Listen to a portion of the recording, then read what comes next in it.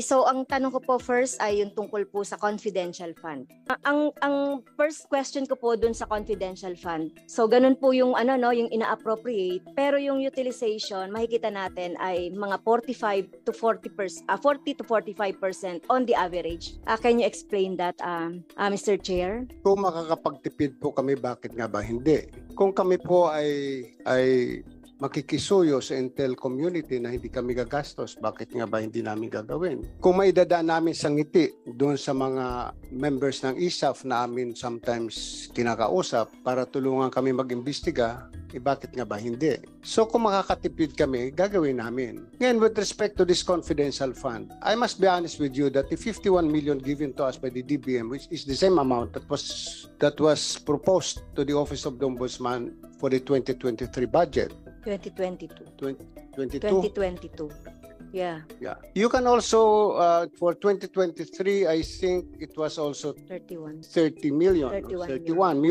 Pwede nyo niyang bawasan ulit ng 20. Gawin nyo ulit yung confidential fund namin na 31 million. Yung 20 million, isilagay na lang po ninyo kung pwede po sa MOE. We will learn to survive with the small amount that you will give us. I promise you that. Kaya sabi ko nga po, kung kami po ay makikisuyo sa Intel community na idadaan sa tasang kape, marami po kami kapeng barako sa opisina o idadaan sa ngiti, gagawin po namin. Maraming pong salamat. Yes, thank you very much, Mr. Chair, dun sa explanation po ng ating Honorable Ombudsman. So, pinapapansin lang po natin, no, dahil tama po yung sinabi nyo kanina at inamin nyo na napakabagal po noong investigation ng lahat ng mga yung ilang mga kaso. At kanina nga po yung ating pong colleagues earlier, sinabi niya po yung yung percentage ng mga natatapos na kaso. So, kung meron pong ganitong confidential fund ay bakit po na natitipid? So hindi po ba dapat ay gamitin ito kung talagang gamit? Kasi hindi naman to pwedeng gamitin sa iba eh. So itong sinasabi natin, kasi kung nagsisave po tayo, kinako-compromise natin yung halimbawa yung mga programs. Kasi itong confidential fund, you have to submit yung programs, activities, and project na related sa confidential.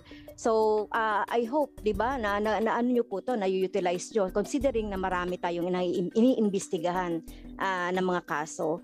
So, ito po bang mga confidential, can you give us the general stroke, no, or not specific, kung saan nyo itong ginagamit itong confidential fund para po sa, sa information po ng ating taong bayan. So, may mga resibo po ba na sinasubmit sa COA at gaano ka-regular ito na ibinibigay for audit, Mr. Chair?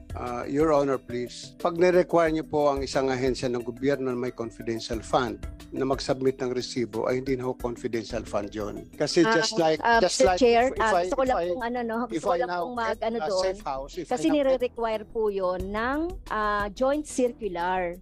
So hindi po pwedeng kasi meron po tayong Joint Circular 2015 regarding sa confidential fund. So hindi po nakakatawa na sabihin natin na hindi tayo nagsasubmit ng mga resibo. So I beg to disagree po, no. Kailangan din natin mag-follow po doon sa JC 2015. Pagpaunmanhin po ninyo, pero mula po na ako'y maging ombudsman, wala po nagsabi sa akin na mag-submit po kami ng resibo, dahil paano ko po re-resibuhan ang isang intelligence officer na sinuyo ko tingnan ang isang bagay o isang kaso? Ano ho yung resibo ilalagay ko doon?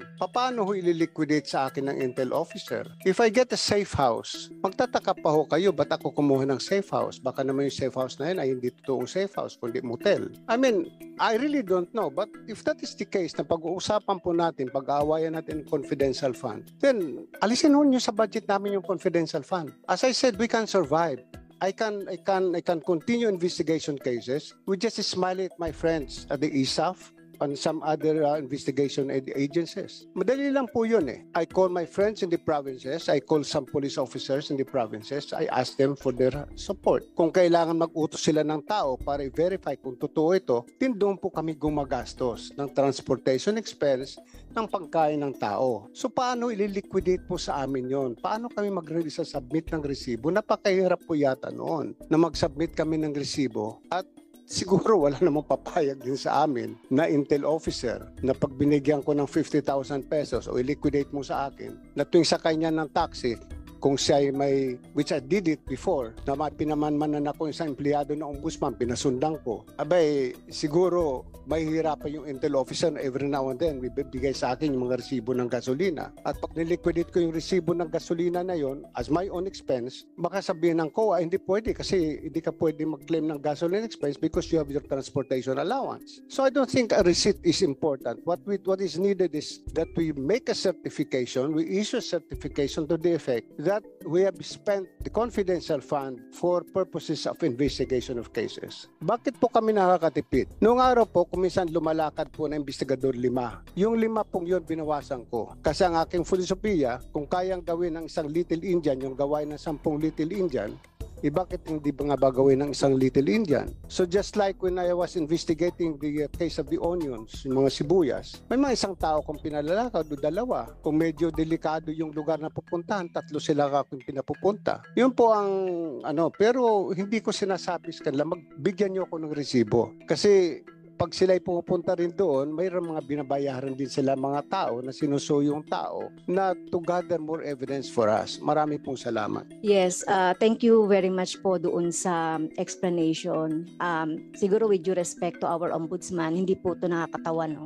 At hindi ito pwedeng sabihin na walang resibo dahil taon-taon po nakikita natin tumataas ang confidential fund. So kung ganyan po yung sinasabi ninyo, so baka ma-encourage ang mga lahat ng government offices na gumamit na lang ng confidential fund kung wala naman itong resibo. Kaya nga po meron tayong circular na dapat pong sundan ng ating lahat ng mga agencies.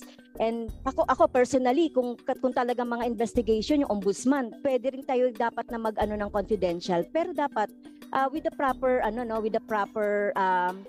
liquidation ng mga ganito. Kasi kung sasabihin niyo na kahit wala na kaming confidential fund, so it's all right, mailagay yan doon sa dapat na paglagyan, katulad ng sinasabi niyo kanina, and other services. But to remind the ombudsman, dapat po maging observe natin yung due diligence at saka dun sa paggamit nitong confidential fund.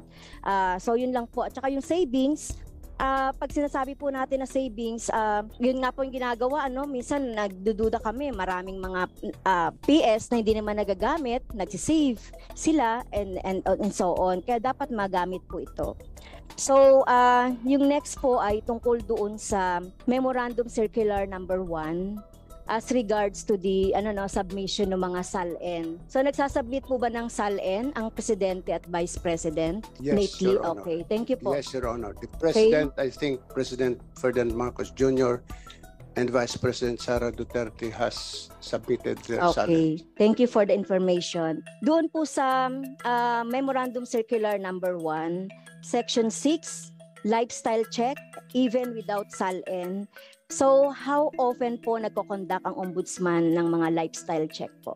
So, have you conducted lately ng mga lifestyle check po sa ating mga official and government employees po? With all due respect, Your Honor, mayroon lang po sana akong gustong itanong Mayroon po bang batas na nag-require na mag-conduct ng lifestyle check? Nagka-conduct po kami ng lifestyle check in connection with cases that we're investigating.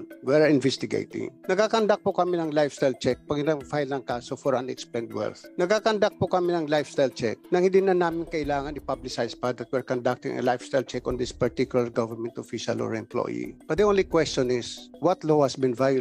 The law on lifestyle check, where there is none? Or shall we proceed to forfeiture when we find that the properties of this particular government official or employee is not commensurate to his salary, which again is debatable. Marami po sa ating maraming pera o maraming ari-arian na maring not commensurate sa kanyang income. Pero lingid sa ating kaalaman, yung asawa ay nagdinegosyo. Lingid sa ating kaalaman ay nagbabayad naman pala ng tamang buwis. But para sabihin na nagla-lifestyle check kami at ito ay ipangalandakan namin sa publiko, hindi po namin gagawin yon. We will conduct our investigation discreetly. I must admit we are now conducting some lifestyle check on some government officials, but I cannot say sino po sa kanila. Yes, thank you po. Hindi ko naman po sinasabi na sasabihin nyo. Tinatanong ko lang po kung nagaganap like yung... remind yes, thank you, Mr. Chair.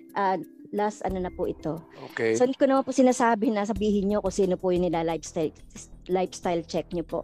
Kasi it is in your memorandum po na on Memorandum Circular number 1, Section 6. So, yun na po, Mr. Chair, at maraming salamat po sa ating Ombudsman.